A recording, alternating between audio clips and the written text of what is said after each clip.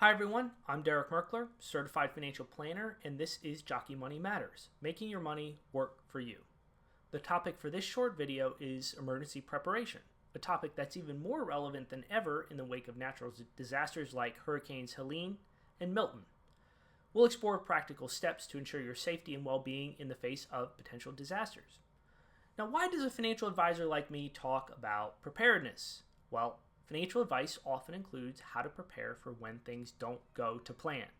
For example, a jockey is thrown from a horse, breaks his or her collarbone, and is out for 3 months. Well, we have an emergency fund and disability insurance for that. We also insure our vehicles and our homes. Prepping for a disaster is quite similar. So let's start by looking back at Hurricanes Helene and Milton, which swept through our coastlines recently, leaving devastation in their wake. These storms exposed how vulnerable our infrastructure is and highlighted the shortages of essential supplies such as food, water, and medication. By examining these events, we can better prepare ourselves for future challenges. Disasters, both natural and man-made, tend to disrupt daily life, creating scarcity in essentials. So let's discuss typical shortages that occur during these disasters. Water is often the first to become scarce, followed by food and medications. It's vital to have a plan for water storage and purification methods. Non-perishable food items are essential to sustaining yourself when fresh produce isn't available. And medicines, especially for chronic conditions, are crucial as well. Consult with healthcare professionals to determine the necessary quantities to keep on hand. And beyond prescriptions, stock up on common medications like ibuprofen, acetaminophen, and antibacterial ointments. Electricity is another critical resource that can be severely affected during disasters, leaving many without power for extended periods. To mitigate this risk, consider investing in a reliable generator to maintain essential electrical functions. Again, essential. You don't need to power your entire home.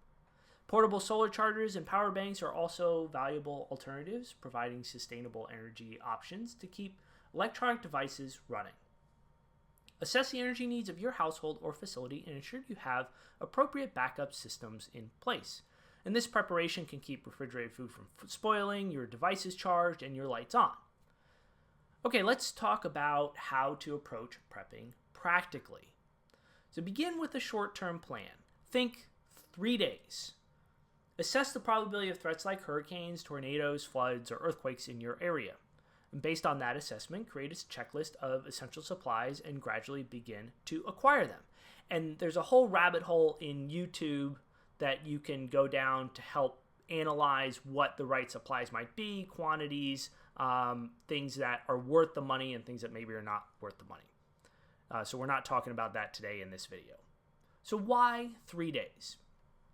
Well, my approach to prepping is based on probabilities, not too different than investing or long-term financial planning. With 3 days of supplies, you will outlast isolation, lack of supplies, lack of electricity, and lack of water for the vast majority of scenarios. Additionally, 3 days is going to be more practical for people with limited budget and storage space. And lastly, 3 days worth of supplies, with those 3 days worth of supplies, proper rationing may be able to extend those supplies for another day or two. And once you have your 3-day plan and supplies in place, it may make sense to expand that timeline to 1 week, but again, this may not be practical for everyone. And over this length of a time, additional investment in cooking capabilities may be useful for boiling water and, well, cooking. At some point, MREs or freeze-dried meals may get tiresome. Prepping for situations that last beyond 1 week may be a bit extreme or practical, so I'll stop my discussion at 1 week for this video. And while prepping is crucial, it is vital to recognize its limitations. Preparing for every possible scenario is impractical. Factors like cost and storage capacity can impact your ability to maintain supplies, and in some cases, evacuation might be necessary. In other cases, you may not even be home. Most jockeys and horsemen find themselves on the road for many parts of the year. So have plans for transportation and routes in advance. And of course, some catastrophic events are beyond the scope of regular preparation. For example, Hurricane Helene caused mudslides and flooding in areas never seen before. and it's difficult to prepare for a scenario where a mudslide takes out your home and supplies while also trapping you in an isolated location. Another example, global nuclear war. There's not too much you're going to be able to realistically do in advance, and that's if you survive the initial conflict. So maintaining a realistic perspective helps prioritize your prepping efforts effectively. And lastly, remember that you aren't Rambo or John Wick or Dutch from the Predator movie. If you base your prepping plans on the capabilities of these fictional characters, you will fail. And don't forget about your pets either. They need food, water, and medication in some cases. And for my fellow horsemen or livestock owners out there, prepping can get quite tough. Having enough grain and hay on hand for a significant supply disruption may not be possible. So do what you can, and unfortunately be prepared to make some tough decisions. So that's all for this episode of Jockey Money Matters. If you found this episode helpful, please share it with others, and feel free to ask questions in the comments. See you next time. Hey everyone, some compliance info for you.